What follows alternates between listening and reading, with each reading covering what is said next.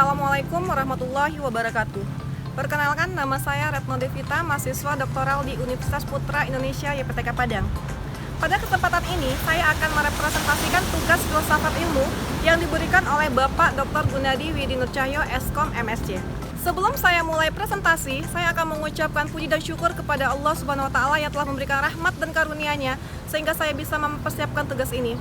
Selawat beriring salam tak lupa kita haturkan kepada junjungan kita Nabi besar Muhammad SAW yang telah membawa umat manusia ke zaman yang penuh dengan teknologi.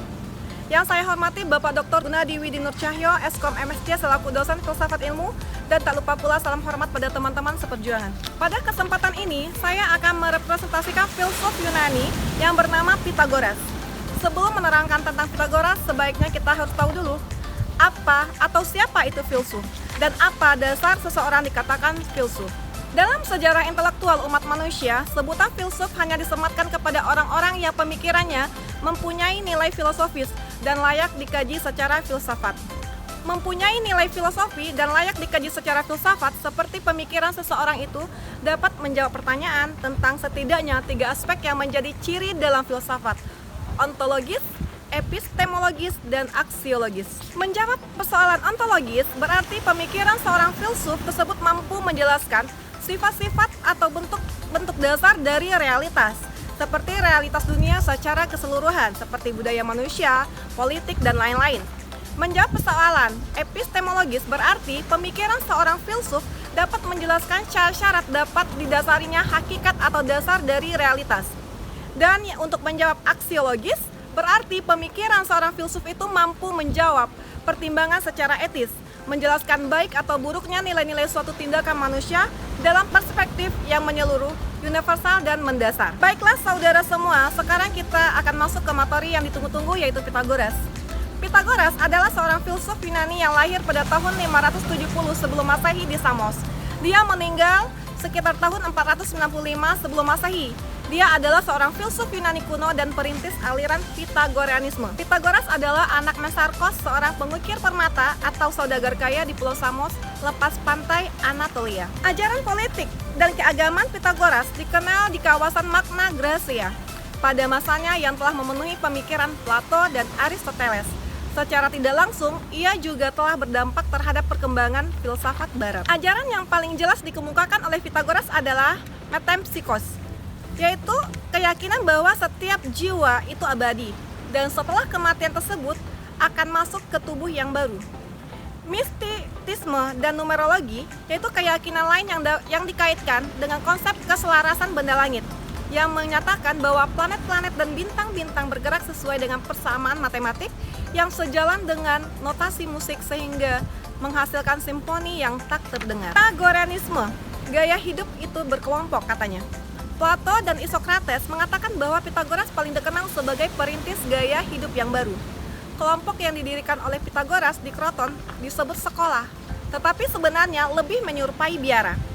Anggota kelompok ini berbagi harta benda mereka dan berbakti satu sama lain tanpa memperdulikan orang luar. Terdapat 2 kelompok aliran Pythagoreanisme awal. Mathematikoi atau pelajar merupakan kelompok yang lebih intelektual dengan pendekatan yang lebih rasional dan ilmiah. Akosmatikoi atau pendengar sebagai penganut lama mistisisme, numerologi, dan ajaran-ajaran keagamaan. Penemuan yang dikaitkan dengan Pythagoras itu adalah matematik, musik, dan astronomi. Matematik untuk teorema Pythagoras yaitu sebuah teorema dalam bidang geometri yang menyatakan bahwa jumlah luas bujur sangkar pada kaki sebuah segitiga siku-siku sama dengan luas bujur sangkar di hipotenusa. Dengan kata lain, A kuadrat tambah B kuadrat sama dengan C kuadrat. Kemudian musik. Menurut legenda, Pythagoras menemukan bahwa notasi musik dapat diubah menjadi persamaan matematik. Astronomi. Pythagoras dianggap sebagai orang pertama yang mengajarkan bahwa bumi itu bulat, bahwa dunia dapat dibagi menjadi 5 zona iklim, dan bahwa bintang timur dan barat adalah benda langit yang sama, yang disebut dengan Venus. Pythagoras berpengaruh pada zaman kuno, yaitu terhadap filsafat Yunani, yaitu namanya itu ajaran Pythagoreanisme. Kemudian ada pengaruh terhadap seni dan arsitektur, yaitu terbukti dengan adanya bangunan tertua yang diketahui dirancang sesuai dengan ajaran Pythagoreanisme. Kemudian pengaruh terhadap gereja perdana, yaitu dia memuji berkat aturannya mengenai ketenangan, kesederhanaan, moralitas yang luar biasa, dan ajaran yang bijaksana. Pengaruh setelah zaman kuno, yaitu dari Pitagoras, yaitu pada abad pertengahan, Pitagoras dihormati sebagai perintis bidang matematika dan musik, yang merupakan 2 dari 7 pengetahuan budaya. Pengaruh terhadap ilmu pengetahuan, ajaran Pitagorisme mengenai harmoni matematis dan keteraturan alam semesta. Pitagoras sebagai penemu hukum gravitasi universal. Pengaruh terhadap vegetarianisme, terdapat kisah fiksi yaitu Pitagoras menganjurkan pengikutnya untuk menjadi vegetarian. Pengaruh terhadap esteterisme barat, yaitu pada esteterisme Eropa pada zaman modern awal sangat dipengaruhi oleh ajaran Pitagoras. Pengaruh terhadap sastra, pepatah-pepatah Pitagoras, gagasan Pitagorisme mengenai bayangan atau image yang sesuai dengan pola dasarnya, ajaran musika universalis juga menjadi tema yang muncul berulang kali dalam mahakarya Thoreau yang berjudul Walden. Konon, ia juga adalah orang pertama yang menyebut dirinya sebagai filsuf, yaitu pecinta kebijaksanaan, membagi dunia menjadi 5 zona iklim, yaitu ada zona kutub utara, zona sedang utara, zona tropis, zona sedang selatan, dan ada zona kutub selatan. Selain Plato, Aristoteles, pemikiran Pitagoras juga mempengaruhi ilmuwan yang lain, yaitu Nicolaus Copernicus, Johannes Kepler, Isaac Newton, dan masih banyak lagi ilmuwan yang lain. Kata-kata Pitagoras tentang kehidupan yang penuh makna yang mendalam. Wahai anak muda, jika engkau tidak sanggup menahan lelahnya belajar, engkau harus menanggung pahitnya kebodohan. Jangan sekali-kali percaya pada kasih sayang yang dalam, yang datang tiba-tiba, karena dia akan meninggalkanmu dengan tiba-tiba pula. Rincian dari kata-kata Pitagoras tentang kehidupan penuh makna mendalam ini bisa kita rincikan, yaitu pukulan dari sahabatmu lebih baik daripada ciuman dari musuhmu. Jangan membanggakan apa yang kamu lakukan hari ini, sebab engkau tidak akan tahu apa yang akan diberikan pada hari esok.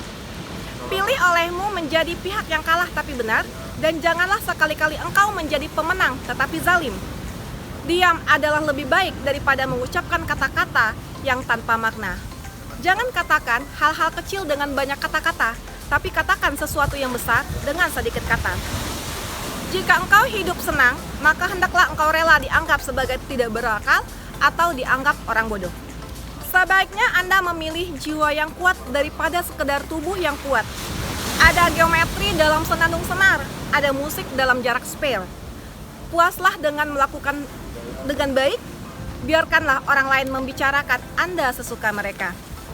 Dalam kemarahan kita harus menahan diri dari ucapan dan tindakan.